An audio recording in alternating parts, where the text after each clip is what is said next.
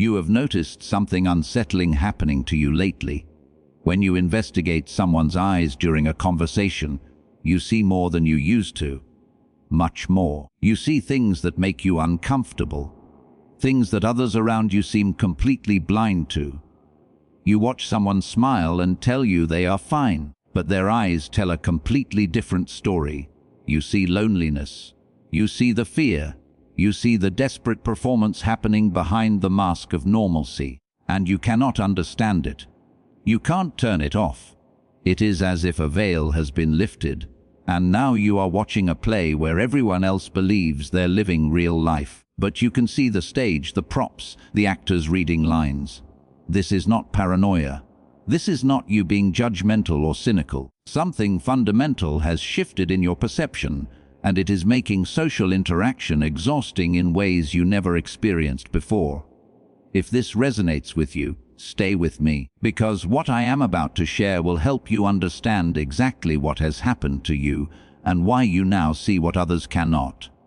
Before we dive deeper, if you are on a journey of spiritual awakening and consciousness expansion, subscribe to Alan Watts Insights. Hit that bell icon so you do not miss the insights that help you navigate this profound transformation with clarity and wisdom. Let me paint a picture I know you will recognize. You are at a social gathering, at a work function or a dinner with old friends. Someone across from you is telling a story. Their mouths are animated, their hands are gesturing. They are performing enthusiasm, performing interest in their own life. But you look into their eyes, and you see nothing there.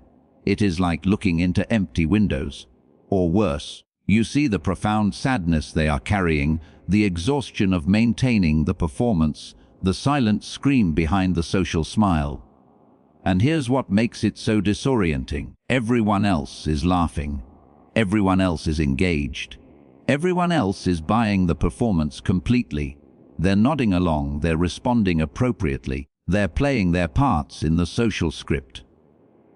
But you're sitting there feeling like you've accidentally stepped behind the curtain of reality, and you can't figure out how to step back into the comfortable illusion everyone else inhabits.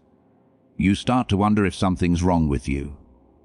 Maybe you've become too serious, too cynical, too disconnected. Maybe you're the problem. But let me tell you what's really happening. You're not becoming cynical. You're becoming clear. There's a profound difference. What you're experiencing is the natural result of spiritual awakening, of consciousness expansion, of what happens when you begin to drop your own masks and personal and social armor. When you stop performing your own life, you suddenly develop the ability to see when others are performing their own. It's not a supernatural ability. It's not a mystical third eye opening, although that's how it can feel. What's happening is far more interesting and far more grounded in how human perception and consciousness work. You see, the human brain is an extraordinary pattern recognition machine. That's fundamentally what it does. It takes massive amounts of sensory data every single second and filters it, organizes it, makes sense of it by recognizing patterns. Most people are running very noisy pattern recognition software. Their minds are so cluttered with thoughts, with judgments, with their own internal narratives and anxieties and desires, that their ability to perceive clearly is severely compromised. They're looking at the world through layers upon layers of mental static. They see what they expect to see. They see what they want to see. They see what they've been conditioned to see. But when you begin the journey of awakening, when you start practicing presence, when you begin to quiet the endless mental chatter through meditation or self-inquiry, or simply through the exhaustion of trying to maintain your own false self, something remarkable happens. The static begins to clear, the noise begins to settle, and suddenly your natural pattern recognition abilities start operating at full capacity. Now, here's where it gets fascinating. Neuroscience research has shown that people who engage in contemplative practices, who cultivate presence and awareness, actually develop measurably different brain structures. Studies from Harvard Medical School documented that meditation practitioners show 5 to 10% increased thickness in regions of the prefrontal cortex. the parts of the brain responsible for emotional regulation, social cognition, and yes, detecting deception and incongruence in others. Your mirror neuron system, the network in your brain that allows you to understand and feel what others are experiencing, becomes more active, more sensitive. The anterior insula, a region that processes what's called interoceptive awareness, your ability to read your own internal states and by extension the internal states of others, shows heightened activity during social interactions. What this means in practical terms is that you're now picking up on micro-expressions, those fleeting facial movements that last a fraction of a second and reveal genuine emotion before the social mask can cover it up. Research by Paul Ekman, the psychologist who mapped human facial expressions, found that untrained observers catch maybe 20 to 30% of micro-expressions. Trained observers, people like FBI agents and therapists who've studied this deliberately, can catch 70 to 85%. But here's what's remarkable. Awakened individuals, people who've cultivated presence, often develop this ability naturally, without formal training, simply because they're actually paying attention. They're present. They're looking. Most people aren't. Most people are so lost in their own heads, so preoccupied with what they're going to say next, or how they're appearing, or what they need to do later, that they're not actually seeing the person in front of them at all. You're also picking up on what's called vocal prosody, the subtle qualities of voice that carry emotional information. Pitch variations, rhythm, tension, micro pauses and hesitations that reveal cognitive load and internal conflict. When someone says they're fine, but their voice has a particular strained quality, you hear it, you feel it. It's not that you're analyzing it consciously, it's that your nervous system is reading their nervous system. This is where the concept of energy reading, which often sounds mystical and unscientific, has a biological basis. Dr. Stephen Porges' polyvagal theory explains that our autonomic nervous system is constantly scanning the environment for safety and danger cues, a process he calls interoception. It happens below conscious awareness. Your vagus nerve is reading facial expressions, vocal tones, postures, gestures, and it's determining in milliseconds whether the person in front of you is in a state of social engagement, which feels safe and open, or whether they're in fight or flight, which registers as tension and threat, or whether they're in shutdown, which feels flat and absent. When you're awakened, when your own nervous system has regulated and found some degree of peace, you become extraordinarily attuned to the nervous system states of others. You walk into a room, and you can feel the tension before anyone speaks. You sit across from someone, and you know they're afraid, even though they're smiling. You hear someone's words, but you feel the contradictory emotion underneath. This isn't magic. This is biology. This is what human beings are capable of perceiving when they're not drowning in their own noise. But here's where it gets even deeper, and this is where we move from neuroscience into psychology and philosophy. Carl Jung, the great psychologist who explored the depths of human consciousness, talked about something he called shadow work. The shadow, in Jungian terms, is all the parts of yourself that you've rejected, denied, hidden away, refused to acknowledge. Your fears, your shame, your anger, your selfishness, all the things that don't fit the image you're trying to maintain. Most people spend enormous energy keeping their shadow buried. But when you do the work of spiritual awakening, when you turn toward yourself with honesty and courage, you begin to integrate your shadow. You begin to own the parts of yourself you were hiding. And here's the profound consequence of that. Once you've seen and accepted your own shadow, you can see the shadow in others. Jung called this psychological X-ray vision. It's like the reformed addict who can spot someone using from a mile away, not because they're judgmental, but because they intimately know the patterns, the behaviors, the energy of addiction. They've been there. They know the territory. When you've worn social masks and personas your entire life, and then finally take them off, you immediately recognize when others are wearing theirs. You see the subtle tension in their face, the way they hold themselves, The gap between what they're saying and what they're feeling. You see it because you remember what it felt like to live that way. And this seeing isn't judgment. That's crucial to understand. You're not looking down on anyone. You're not thinking you're superior. In fact, most awakened people feel profound compassion when they see others struggling behind their masks, because they remember how exhausting that struggle was. But the seeing still happens. The clarity is still there, and it makes social interaction complicated. Alan Watts spoke about this with such clarity. He talked about the persona, that word which literally means mask in Latin, the social character we perform, the role we play. Watts said that most people have completely identified with their persona. They think the mask is their face. They think the role is who they are. The businessman believes he is a businessman. The mother believes she is a mother. The successful person believes they are their success.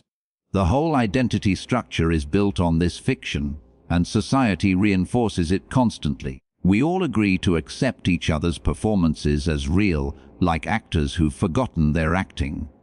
But when you wake up, when you step out of that spell, you no longer believe in your own role, and therefore you can no longer believe in anyone else's role either. You see the performance for what it is. You see the human being underneath, often tired, often scared, often desperately trying to maintain an image they think will keep them safe or loved or valued. Watts also talked about the difference between genuine feeling and emotional acting. He observed that most emotional expression in social situations is performance. It's what we think we're supposed to feel expressed, how we think we're supposed to express it. Real emotion, genuine feeling is spontaneous, it's vulnerable. It's undefended. It arises naturally and moves through you without the need to control it or shape it for an audience. But performed emotion, emotional acting, has a quality to it. There's a subtle muscular tension. There's timing that's slightly off. There's an incongruence between what the face is doing and what the eyes are showing. And once you've dropped your own emotional acting, once you've allowed yourself to feel what you feel without performance, you can spot emotional acting in others immediately. It's not that you're trying to catch them being fake. It's that your perception has become clear and clarity sees what's there. Now, let's talk about what you're seeing when you look into someone's eyes. Eyes are extraordinary communicators. There's a reason we have that phrase, the eyes are the windows to the soul. It's not poetic exaggeration. It's observational accuracy. The eyes cannot lie the way the mouth can. You can force a smile with your mouth. You can say words that aren't true. But the eyes give you away. Pupil dilation, which happens involuntarily, increases when someone is under cognitive load, like when they're constructing a lie or when they're experiencing strong emotion. The duration of eye contact carries meaning. Authentic connection involves sustained, soft eye contact, usually 7 to 10 seconds at a time. But when someone is uncomfortable or hiding something or performing, eye contact becomes brief, darting, avoidant, usually 1 to 3 seconds before they look away. The quality of gaze differs. Some gazes are hard, defended, like they're watching you from behind armor. Some gazes are soft, open, present, like there's someone home behind the eyes meeting you. And some gazes are empty, like looking into a vacant room, because the person is so lost in their own mind, so absent from the present moment that nobody's there to meet. When you're awakened, you pick up on all this instantly. You don't have to think about it. You just see it. You investigate someone's eyes, and you know. You know if they're present or absent. You know if they're real or performing. You know if they're at peace or silently suffering. You know if there's depth there or if they're living entirely on the surface. And here's what makes this so difficult. You see the pain. You see loneliness, even in people who are surrounded by friends. You see the quiet desperation, the fear they're working so hard to hide. You see the little child inside adulthood, scared and trying to figure out how to be safe in a world that doesn't feel safe. And you see all of this while they're telling you about their vacation, or their new car, or their promotion. And there's such a heartbreaking gap between the story they're telling and the truth their eyes are showing that sometimes you don't know how to respond. Do you know what you're seeing? Do you play along with the surface conversation?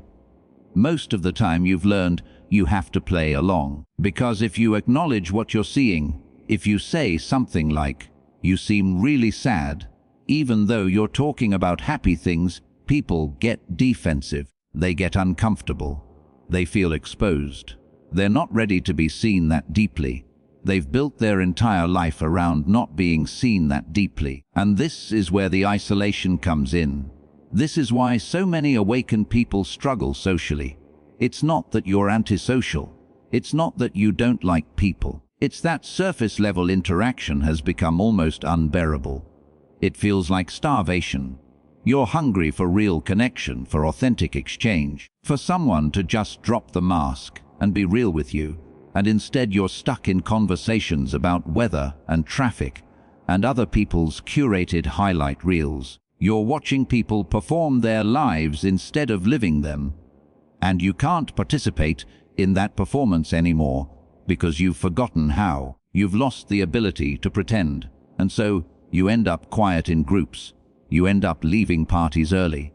You end up declining invitations, not because you're judging anyone, but because of the energetic cost of being in that environment, of feeling what everyone is actually feeling beneath what they're saying, of seeing the performance while everyone pretends it's real. It's exhausting beyond measure. There's another dimension to this that we need to explore. It's not just about seeing through masks and performances. It's about seeing the deeper spiritual condition, the level of consciousness someone is operating from. Let me explain what I mean. In Buddhist philosophy, there's a concept called prana, which is often translated as penetrating wisdom or direct perception. It's the ability to see reality as it is, not filtered through concepts, not distorted by desires and fears, not obscured by conditioning. It's seeing clearly. And when you develop prana, when you begin to perceive directly, you start to recognize it in others. Or do you recognize its absence? You can tell when someone is living from their thinking, completely identified with their thoughts, versus living from presence, from awareness itself. You can tell when someone is operating from ego, from the need to be right or important or special, versus operating from something deeper, from simple being. You can tell when someone is asleep, moving through life mechanically, reacting to everything from old conditioning, versus awake, responding to life with consciousness and choice. This recognition happens in an instant, usually through the eyes, through the quality of their presence. When two awakened people meet, there's an immediate recognition. The eyes meet and there's a knowing. You see each other. Not the social masks, not the life stories, not the accumulated identities. You see the awareness itself. You see the consciousness that's looking through those eyes. And it feels like coming home after years of exile. It feels like finally, someone is here in reality with you. But when you look into the eyes of someone who is deeply asleep, someone who is completely lost in the dream of their life story, there's no one there to meet. The lights are on, but nobody's home. They're so identified with their thinking, with their problems, with their desires and fears, that they're not actually present as conscious awareness. They're like a computer program running automatically. And you can see it. You can feel it. And it's lonely beyond description. Alan Watts talked about this beautifully. He said that most people are living their lives like someone watching a movie and forgetting that it's a movie, becoming completely absorbed in the story on the screen, identified with the character, suffering when the character suffers, celebrating when the character succeeds, never once remembering that they're the awareness watching, not the character being watched. He said awakening is like suddenly remembering you're in a theater. You're still watching the movie. You're still engaged with the story, but you know it's a movie. You're no longer fooled. And once you've had that recognition in your own life, once you've realized that you are not your thoughts, you are not your story, you are the awareness in which thoughts and stories appear, You can see who else has realized this and who hasn't. You can see who's still utterly convinced they are the character in their movie, and who has remembered they're their space in which the movie appears. This is what you're seeing in people's eyes. You're seeing their level of presence. You're seeing whether anyone is actually home behind those eyes, or whether they're lost in mental narrative. You're seeing whether they're in touch with their being or completely identified with their doing. They're achieving, they're maintaining, they're defending. And most people, the vast majority of people, are not present. They're thinking about the past, or worrying about the future, or judging the present, or trying to control the present. They're anywhere but here, and their eyes show it. There's a certain distance, a certain absence, a certain flatness. Whereas someone who is present, someone who is resting in awareness, their eyes have a different quality altogether. There's a clarity, there's an aliveness, there's a depth. You look into those eyes and you feel met. You feel seen. You feel like you're in the presence of consciousness itself, undisguised. Now, I want to address something important. This seeing, this clarity, can start to feel like a burden. You didn't ask for this. You didn't sign up to see through everyone's masks, to feel everyone's hidden pain, to be unable to engage in simple small talk without seeing the vast iceberg of suffering beneath it. There's a kind of innocence you've lost, and sometimes you miss it. Sometimes you wish you could just go back to believing in the social game, to accept performances at face value, to not seeing so much. And I want you to know that this feeling is completely normal. It's part of the territory. Every wisdom tradition talks about this phase. In Buddhism, they talk about the dark night of the soul. In Christian mysticism, Saint John of the Cross described it. It's that stage where you've woken up enough to see clearly, but you haven't yet found peace with what you're seeing. You're in between worlds. You can't go back to sleep, but you haven't fully learned how to live awake in a sleeping world. But here's what you need to understand. This isn't a curse. It's not a burden you have to carry forever. It's a developmental stage. Right now, you're learning to navigate this new perceptual capacity. You're like someone who just got glasses after years of blurry vision, and suddenly everything is sharp and clear, and it's overwhelming. But over time, you learn to be with what you see. You learn that seeing someone's mask doesn't mean you have to take it off for them. You learn that seeing someone's pain doesn't mean you have to fix it. You learn that clarity and compassion can coexist. You learn to see deeply while also honoring where people are, honoring that they're doing the best they can with the level of consciousness they currently have access to. You learn to see the performance without needing to disrupt it. You learn to see the pain without being drowned by it. You develop what the Buddhists call discriminating wisdom, the ability to see clearly while remaining spacious, while not grasping or rejecting what you see. And here's something beautiful that happens as you move through this phase. You start to attract different people into your life. When you stop performing, when you stop wearing your own masks, you stop resonating with people who are deeply invested in performance. They become uncomfortable around you, and naturally, organically, they drift away. It's not anyone's fault. It's just frequent. You're vibrating at a different frequency now, and people either resonate with that or they don't.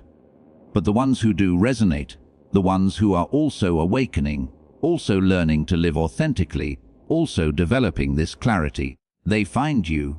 And when you meet them, when you look into their eyes, and you see consciousness looking back, when you have a conversation where masks aren't needed and presence is shared and real things are spoken, it's worth all the shallow interactions you've had to navigate. 1 hour of real connection feeds your soul more than years of surface pleasantness. You also begin to understand that not everyone is ready for depth. Not everyone is at a place in their journey where they can manage being truly seen. And that is okay.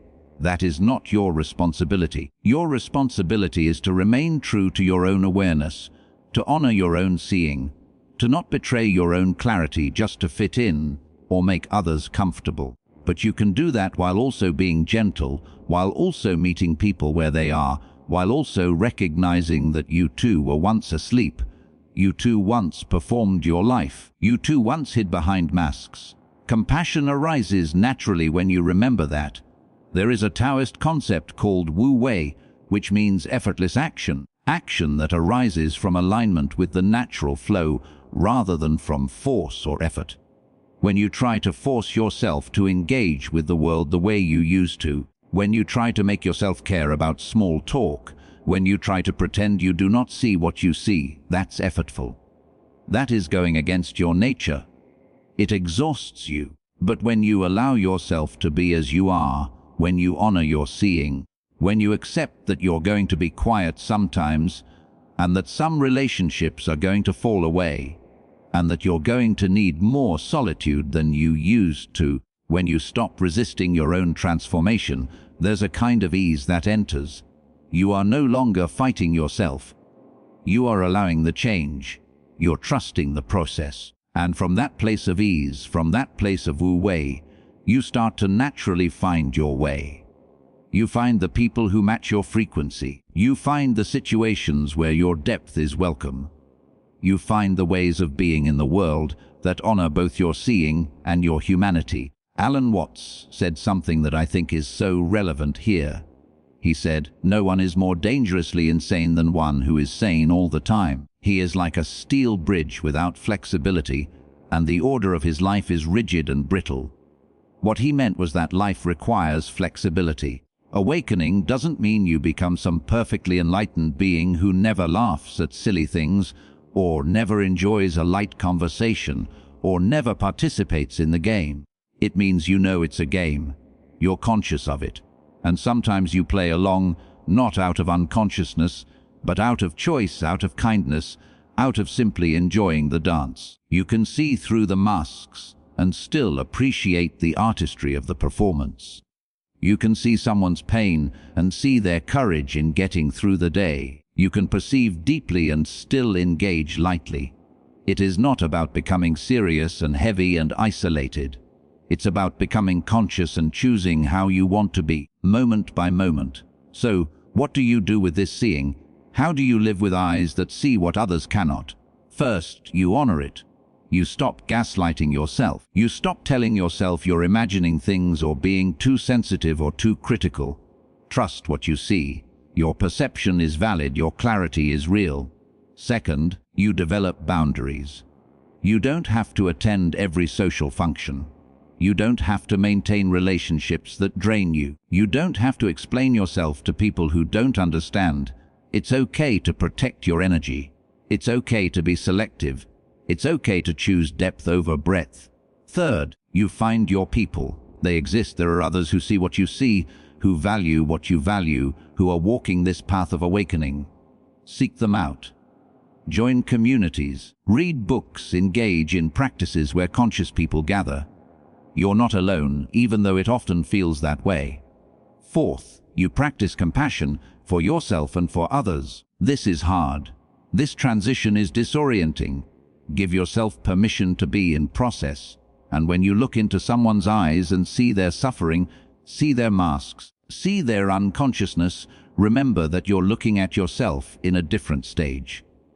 Remember that we're all doing the best we can. Hold space for others without taking on their pain. See you without judgment. And fifth, you trust the journey. You trust that this awakening is happening for a reason. You trust that your perception is a gift, even when it feels like a burden. You trust that you're exactly where you need to be, learning exactly what you need to learn. There's recognition that happens eventually. You realize that seeing this ability to perceive what others cannot is an expression of love. Not sentimental love, not romantic love, but love as clarity, love as truth, love as the willingness to see reality as it is. When you see someone deeply, you're honoring their existence. You're acknowledging their humanity, their complexity, their hidden self, even if they can't acknowledge it themselves.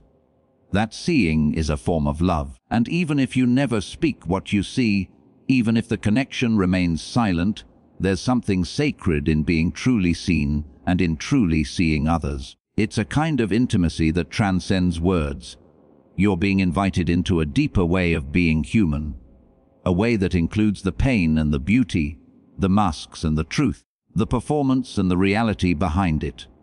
You're being invited to live with your eyes open, even though open eyes see things that hurt, because closed eyes don't protect you from suffering, they just make you unconscious of it.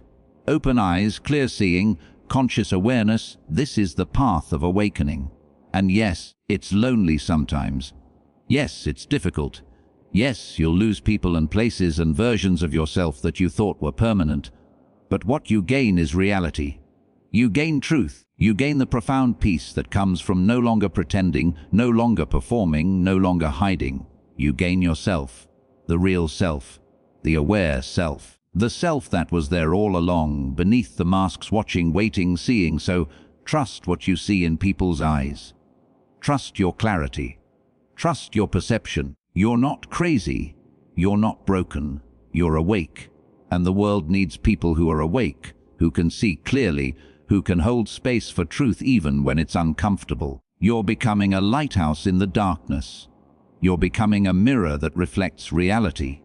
You're becoming someone who can meet others at the level of being, not just doing. That's a rare and precious thing. Honor it, protect it, share it wisely, and know that every time you look into someone's eyes and truly see them, you're participating in something sacred. You're recognizing the consciousness that lives in all of us, hidden or revealed. You're remembering that we are not separate. We are expressions of one's awareness, looking at itself through countless eyes. And when one pair of eyes wakes up and begins to see clearly, it creates the possibility for all eyes to see. That's your contribution. That's your gift. That's why you see what others cannot. Not because you're special, but because you're remembering what's true. And those memories spread, silently, invisibly, through every clear seeing, through every authentic connection, through every moment of conscious awareness. If this resonated with you, if you felt seen and understood through these words, I invite you to continue this journey with us here at Alan Watts Insights. Subscribe, share this with someone who needs to hear it, and leave a comment about your own experience of seeing what others cannot. Your story matters. Your clarity matters. You matter. Trust the process. Trust your growth. And trust that life is guiding you exactly where you need to go.